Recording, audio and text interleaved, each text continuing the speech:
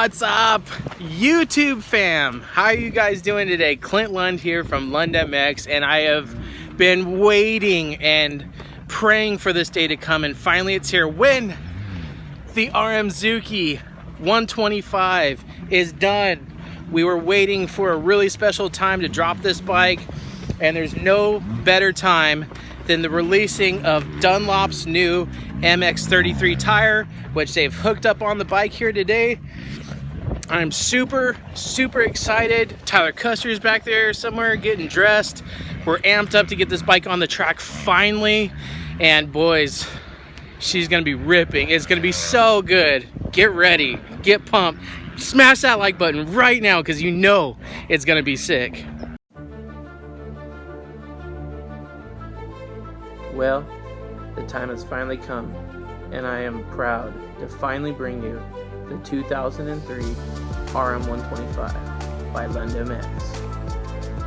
A lot of sponsors came on board for this project, including Dirt Bike TV, Pivot Works, All Balls, Super Sprox, Fuel Star, Pro Circuit, Dunlop Tires, Mika Metals, Arc Levers, Vertex Pistons, ODI Grips, Decal Works, DVC, V-Force, Motion Pro hooked up the cables.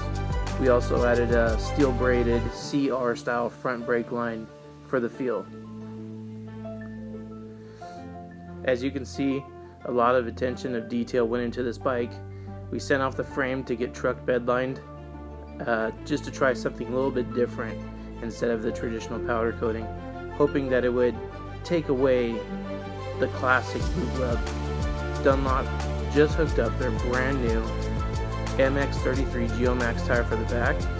We also truck bed lined the side case on the flywheel cover, and you know we put in that brand new Hot Rods lower end, and we put in the Vertex piston. Again, can't thank any of these sponsors on here enough.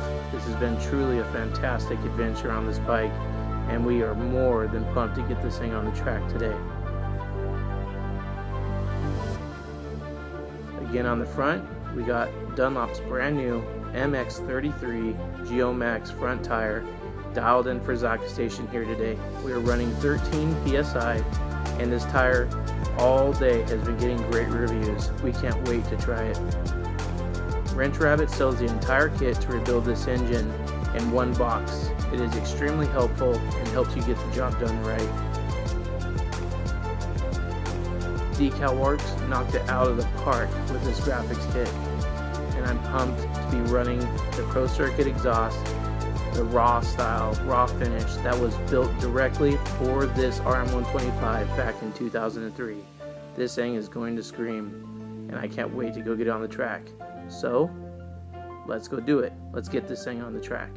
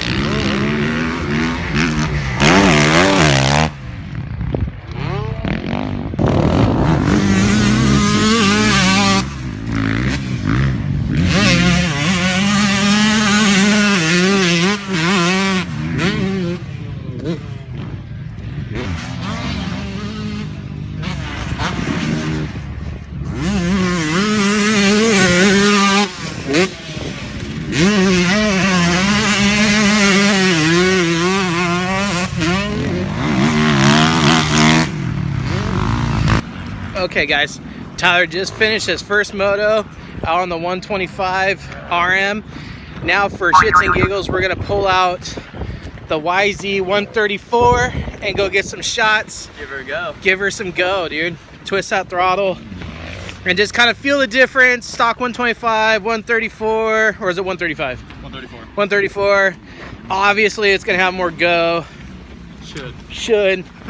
Fingers crossed. Yeah, exactly. Hopefully your spark plug cap doesn't pop off. Yeah. But it's all good stuff. It's a beautiful day, guys. Too bad we couldn't get some 33s on this thing. Some tires. Yeah. Let me ask Jay. You want it? For S and giggles, Tyler has the MX 3S's from a Supercross bike on his. So we're kind of curious to compare them to the new Dunlop 33s and see what a difference is, because kind of like a general census on the track today has been that the 33s are a little grabby and softer stuff. So we'll go play a little game of comparison. Here goes Isaac.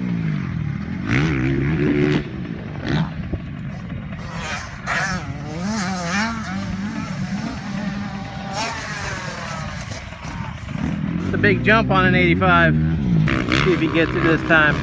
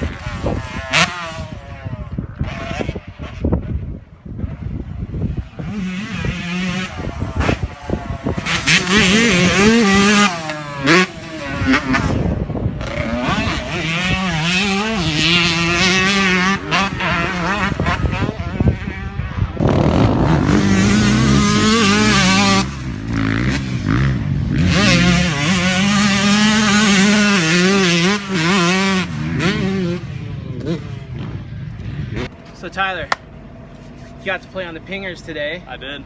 A little two-stroke action. That's always fun. Coming off of Supercross last weekend, right? Yep, last weekend in Vegas. San Diego, Las Vegas. Yep.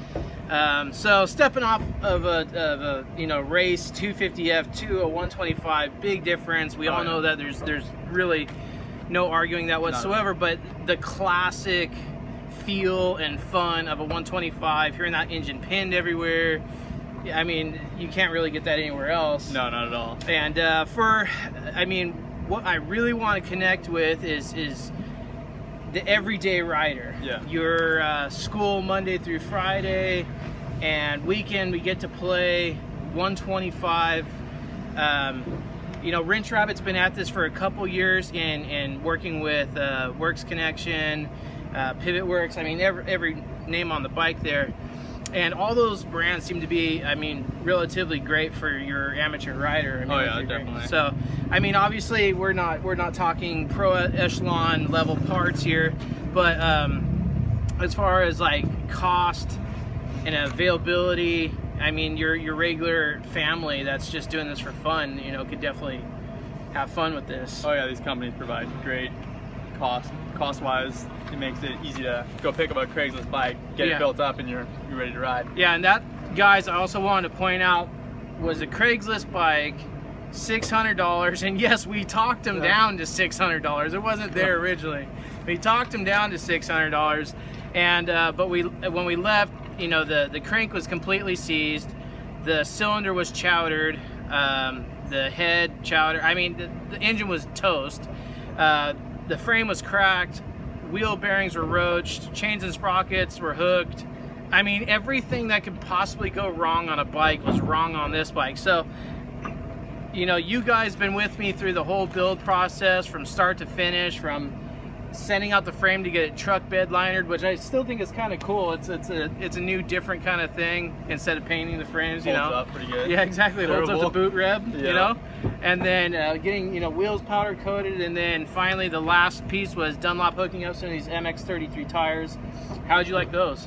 I felt on the harder pack, because I guess they're more of a supposed to be more broad, like environment tire. So definitely when it came from like the soft to hard pack dirt, it definitely hooked up a lot better there. Where I feel like a 3S they're better in the soft loamy dirt. But as soon as you get the hard pack, like this last week in Vegas, I was all over the place. See, now me personally, like on my new Suzuki, that comes with battle crosses, but on my Yamaha before that, I had 3Ss that were some of Adam's takeoffs. Yeah. And I absolutely love those tires. It felt like they didn't have a place where they felt bad or they did something weird. Yeah.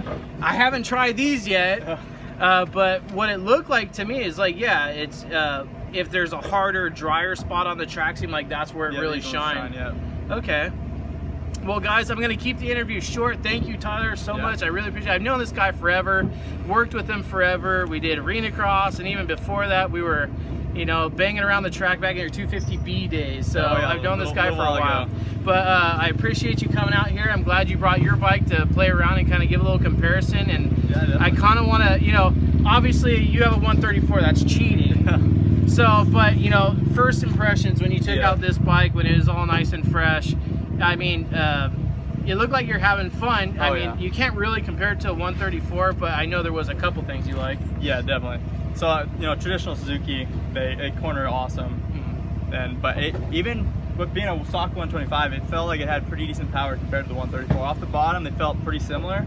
I think the only difference was up on top. I think the 134 carried a little more, but this could be the sprocket too. Yeah, we're running a 52. I'm sure you're running a 50 or 51. Yeah, I think it's a 50. So, that would definitely, but then that takes away from the bottom hit, so you can play with that all you want. But I got some tuning to do on this thing, but Tyler really broke it in for me today, and he sent me home with some homework and some cleaning to do. But anyways, it was a lot of fun. Thank you to Dunlop for having us out. Thank you to Jay Clark.